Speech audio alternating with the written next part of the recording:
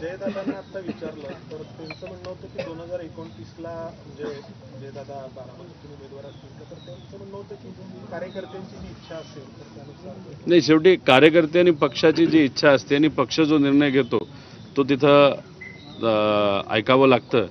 त्यामुळे त्यांचा पक्ष वेगळा आहे, त्यांच्या पक्षाने जो कुठला निर्णय त्यावेळेस तिथं घेतला जाईल, म्हणजे काकी जर निवडणुकीला त्यावेळेस उभं राहणार नसतील आणि जे उभं राहणार असेल, शेवटी त्यावेळेस जी लढाई होईल 2029ला ती तशी बघितली तर सर्व पक्षीय ती लढाई त्या ठिकाणी होऊ शकते.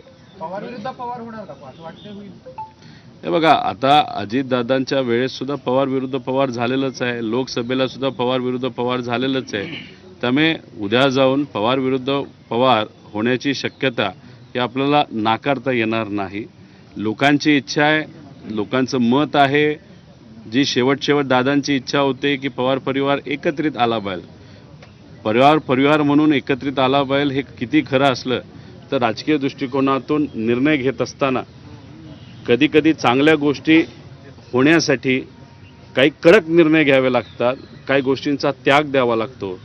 आता जर उद्या जाऊन परिवाराला एकत्रित द्यावं लागेल, आम्ही तर विरोधात आहोत, पण सत्तेतून काही लोकांना बाहेर येणं म्हणजे एक पक्षाला आमदारांकडे बघून आणि त्यांच्या सर्व कार्यकर्त्यांकडे बघून तो तसा सोपा निर्णय नाही. दादा यालाच मुद्दा असा आहे, ज्या दादाची इच्छा होती दोन्ही राष्ट्रांनी एकत्र 29 तशी परिस्थिती निर्माण झाली, मग ती परिस्थिती बघून मग आता